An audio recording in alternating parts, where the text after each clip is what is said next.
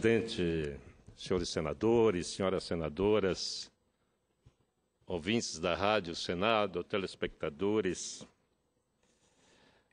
O ser humano, senhor presidente, o ser humano desonesto, não acredita que seu semelhante possa ser honesto. E na política, como estratégia, os corruptos tendem a colocar todos no mesmo lamaçal. E quando a gente vem à tribuna para, de uma forma repetitiva, falar para a sociedade sobre corrupção, sobre desvio de dinheiro público, sobre a penalização daqueles que mais necessitam nesse país de assistência e de uma qualidade Capiberibe, de vida. eu só queria fazer, senadora Ana Amélia, eu só queria fazer uma correção. Como eu fiz a permuta, a próxima oradora é a senhora. Eu me equivoquei e eu fico após a fala de Vossa Excelência, senadora Ana Amélia. Então, peço desculpas ao orador, à tribuna, mas eu não podia não fazer essa correção. Insistir nesse tema, às vezes parece chato, né? Parece coisa de gente de cabeça dura, que insiste no mesmo tema. Mas ontem, o Fantástico da Rede Globo apresentou uma reportagem focando exatamente corrupção no Amapá, envolvendo um empresário da área de vigilância e os deputados estaduais. Eu quero, nesta tarde, fazer uma síntese dos 20 anos de combate à corrupção, dos 20 anos que nós combatemos a malversação, o desvio de recurso e a formação de quadrilha que insiste em se apropriar dos recursos do Amapá. No caso do empresário, o empresário subornava um servidor público, aliás, dois servidores públicos. Na verdade, ele subornava o advogado da Comissão Permanente de Licitação da Secretaria de Educação. Qual era a estratégia? Ele pagava esse assessor da comissão para que ele introduzisse erros no edital de concorrência para a contratação de vigilância desarmada para as escolas. E ele pagava por isso. Ora, mas não era só uma relação entre o empresário e um assessor. Até porque essas irregularidades introduzidas por esse assessor eram contestadas pelo empresário, inicialmente de forma administrativa, mas também ele recorria à justiça denunciando o edital. Eu não sei por que cargas d'água esse processo caía na mão de um mesmo desembargador, que eu não vou citar o nome porque estou inseguro quem era que dava as liminares. Esse desembargador do Tribunal de Justiça do Amapá, ele, me parece que a lógica seria pedir informações, até porque erros administrativos numa licitação podem ser corrigidos pela própria administração. Mas esse desembargador, ou os desembargadores, pelo menos eu ouvi falar do desembargador Gilberto Pinheiro, do desembargador Constantino Brauna, que andaram concedendo essas liminares. Eles determinavam a imediata suspensão do certame. Isso aconteceu uma vez, duas vezes, três vezes, quatro, 5 vezes. Foram 5 liminares que poderiam ser evitadas, bastava solicitar a informação antes da decisão, mas eles davam a decisão para depois pedir a informação. Então, mostra aí que há uma indústria de liminares também, e isso faltou abordar na reportagem de ontem. O Fantástico poderia ter abordado, porque há um conluio, evidentemente, entre o empresário, um servidor público e também, evidentemente, a facilitação de um desembargador membro do Tribunal de Justiça do Amapá. Já os gastos absurdos da Assembleia Legislativa Fantástico nos mostrou, senador Jorge Viana, que o ano passado, 24 deputados da Assembleia Legislativa do Amapá gastaram em diárias 19 milhões de reais. Quando falta medicamento nos hospitais, a sociedade inteira sabe que falta. E os 24 deputados consumiram... Mais de 10, 20 vezes o que a Câmara e o Senado gastaram juntos. Umas 10 vezes, pelo menos, ou 20. Agora, para entender... Mas por que isso? E, aliás, a pergunta que não quer calar, isso acontece só no Amapá? Não, isso acontece no Brasil todo. É que no Amapá nós criamos um grupo para combater isso, e combater duramente, com informações. E nós passamos aqui nessa casa uma lei que tem nos permitido avançar, que é a Lei Complementar 131 de 2009, sancionada pelo presidente Lula, de minha autoria, que obriga todos os entes públicos a expor suas contas em tempo real na internet. É claro que as Assembleias Legislativas resistem, mas, de qualquer maneira, algo vai para... Eles são obrigados a fazer um balanço. E no balanço de 2013, está lá os gastos com diárias. Mas a história do combate à corrupção, ela vem dos últimos 20 anos lá no nosso Estado. Isso começa em 1994, quando nós, sem que as elites locais esperassem, ganhamos as eleições naquele ano. E, pasmem, do dia 15 de novembro, dia da eleição e da vitória, ao 1º de janeiro, o governador de então, que concentrava nele a distribuição das benesses do orçamento público, fez o seguinte, distribuiu, e olha que o Estado do Amapá passou a Estado pelas disposições transitórias da Constituição de 1988, a primeira eleição foi realizada em 1990, e o primeiro governo foi instalado em 1991, não tinha gasto de custeio porque a União pagava todos os servidores públicos. Então havia, digamos, um superávit grande para investimentos. Desse 15 de novembro até o dia 1º de janeiro, foi refeito o orçamento para 1995, e é daí que tudo começa. É importante que entendamos no Amapá e no Brasil, quando as instituições se juntam para lesar a sociedade. Foi o que aconteceu naquele ano. Vejam, todos os recursos que deveriam ser investidos em infraestrutura, energia, água, escola, prédios da segurança pública, prédios da saúde, esse dinheiro todo foi transferido para a mão dos poderes. Isso está registrado na contabilidade pública e ninguém apaga.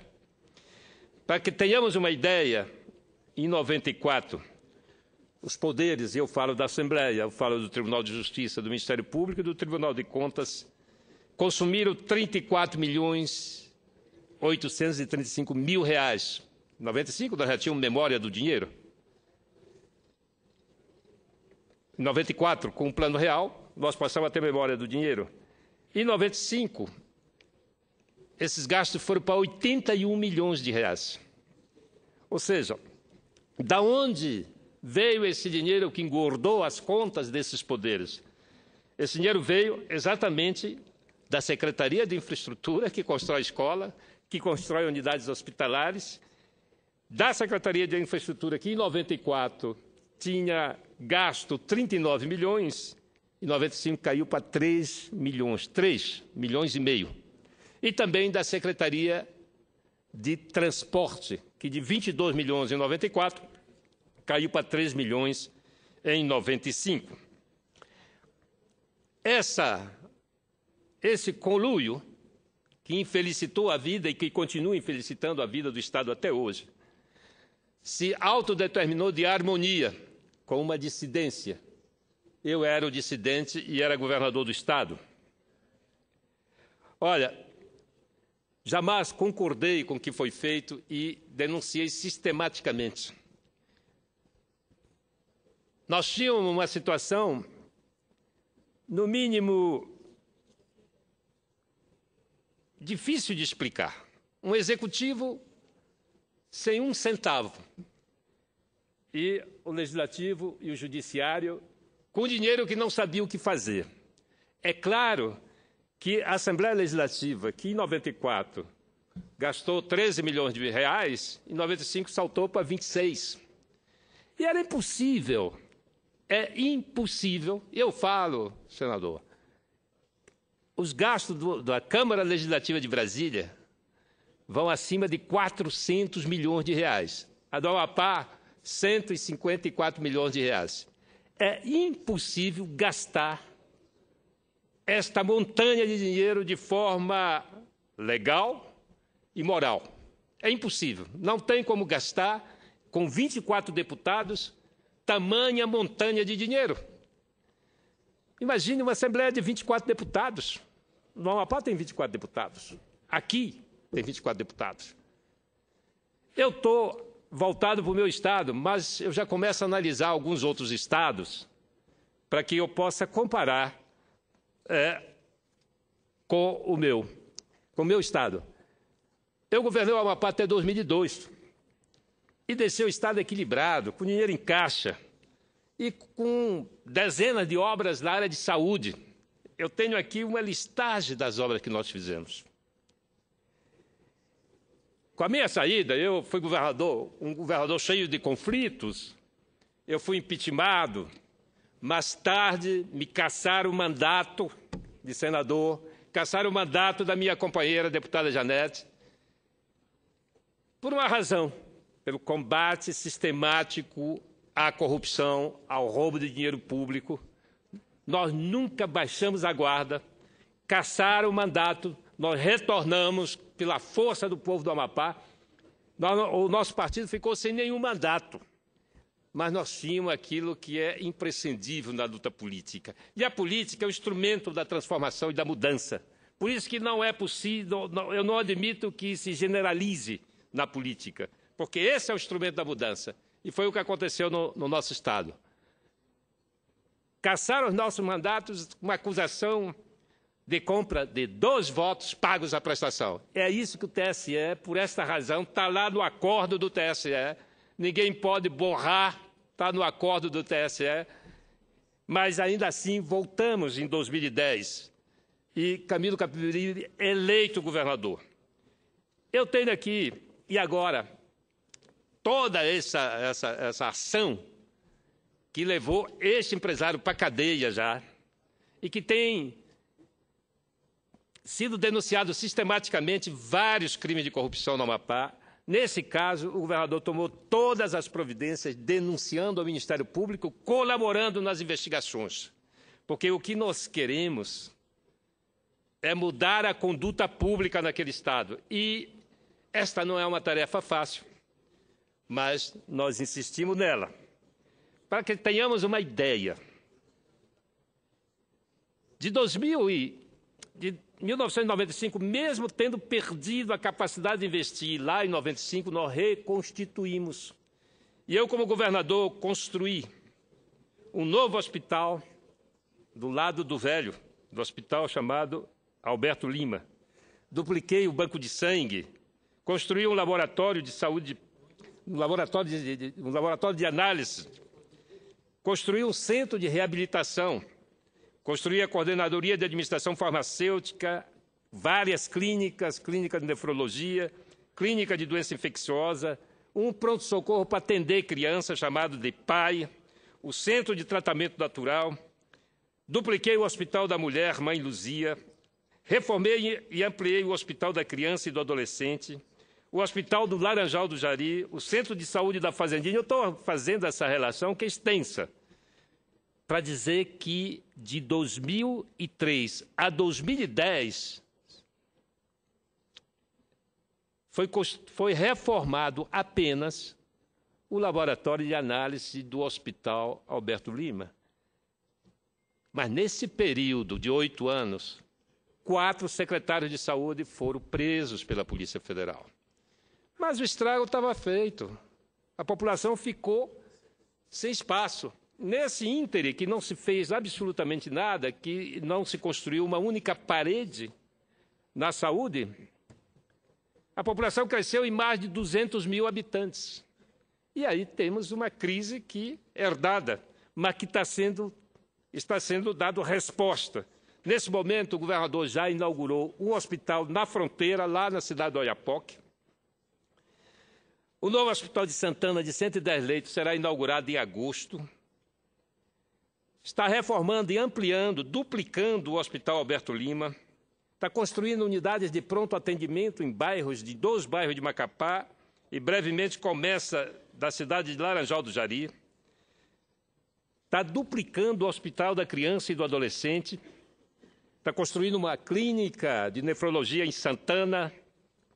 E o complexo regulador da Secretaria de Saúde no Pacoval, que é para tirar os leitos das mãos dos intermediários, porque leito na rede pública tem dono. É o deputado médico que manda naquele leito, que interna quem ele quer, e com o centro regulador isso desaparece. Todos vão ser iguais diante do SUS. O sistema é feito para todos e todos terão um atendimento democrático. E o governo, com essas obras todas, realizou um grande concurso, contratando 2.400 servidores a mais para a Secretaria de Saúde, para poder tentar dar resposta à crise nesse setor, que é uma crise dramática, porque as pessoas não podem esperar, saúde não pode esperar, mas não há o que fazer, não é? Quando chega a doença. E quando a gente vê os absurdos praticados com dinheiro público, uma Assembleia Legislativa que deveria zelar pela saúde da população, que deveria cuidar e fiscalizar a correta aplicação do Executivo, é o contrário. O Executivo é que está preocupado com a aplicação dos recursos dos outros poderes. Eu já citei aqui, não é a primeira vez que eu faço discurso nesse tom, o Tribunal de Contas do Amapá, senhor presidente, pelos meus cálculos, desviou em 20 anos algo em torno de 500 milhões de reais. O presidente do Tribunal de Contas foi preso em 2010 e a Polícia Federal colocou as mãos nos seus bens. Foram 170 imóveis espalhados no Brasil todo. Um jatinho estacionado na Pampulha, Ferraris, Lamborghinis e carros de luxo na garagem. Esse homem foi funcionário público a vida toda. E ele está aí, né, impune. O Tribunal de Contas, imagine que é um braço técnico auxiliar do Poder Legislativo, desvia 500 milhões de reais,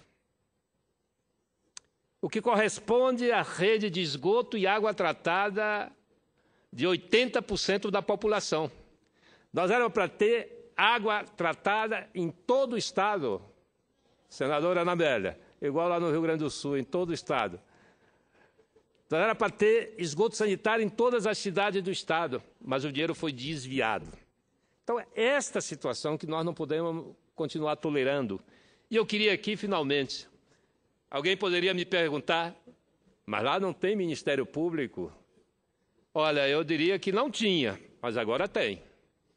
Agora tem porque uma mulher, depois de tantos anos, depois de anos de omissão, porque o Ministério Público também, lá atrás, foi beneficiado com recursos que ele não sabia o que fazer. Era tanto dinheiro que o Ministério Público terminou deixando de cumprir suas funções. E se passaram anos sem que o Ministério Público atuasse, até que um dia elegeram uma promotora de justiça, chamada Ivana Sei, uma mulher nascida em Macapá.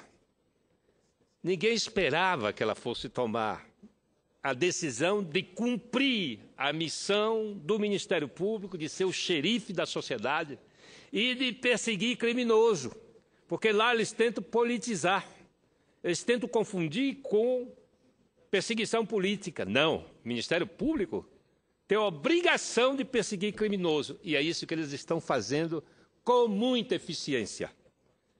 E não importa que se o criminoso é de alto escalão ou de baixo escalão. A procuradora merece o nosso respeito pelo trabalho que está fazendo. E muito recentemente, o Conselho Nacional de Justiça fez uma correção e detectou irregularidades praticadas por um desembargador do Estado. E a nossa expectativa é que o CNJ tome as providências, porque o pior de todas as situações é quando não se confia no judiciário. Essa é a pior desgraça. Já não basta o comportamento de alguns políticos. Agora, se isso se repete no judiciário, aí é o fim. Apaga-se a luz no final do túnel. Portanto, senhor presidente, parabéns ao Ministério Público do Amapá, ao governador do Amapá, que denunciou e ajudou nas investigações e vai continuar ajudando, porque ainda tem muita coisa para vir à tona, e também a Rede Globo, porque se a imprensa do meu Estado tivesse esse mesmo comportamento de denunciar sistematicamente, certamente essas coisas não estariam acontecendo, porque isso lá no Amapá todos sabiam, não é? Mas a imprensa não denuncia, não é? E aí foi preciso o Fantástico mandar seus repórteres para Macapá para poder trazer à lume uma situação tão absurda quanto essa. E, por último, essas quadrilhas que infernizam a vida da sociedade brasileira, elas são extremamente habilidosas, elas querem envolver todos, não é? Querem puxar todos para o lamaçal. E aqueles que ousam se opor a eles têm que andar precavidos, têm que se cuidar. Não apenas com medo de atentados, não é isso, mas em relação às questões políticas, eles são capazes de tudo. E aqui mesmo nessa casa já houveram denúncias deste grupo, denúncias que foi parar no Conselho de Ética, e até hoje o Conselho de Ética não disse o que fazer com as denúncias que vieram contra mim e contra o senador Randolfo. A armação, essas denúncias que chegaram aqui, já foram todas mandadas pelo arquivo, pelo Supremo Tribunal Federal, pelo Ministério Público do Estado, pelo Ministério Público Federal. E nós estamos movendo ações criminais contra os membros dessa quadrilha que ousaram nos atacar. Mas o Conselho de Ética do Senado ainda não disse o que fazer dessa denúncia. Era isso, senhor presidente. Muito obrigado.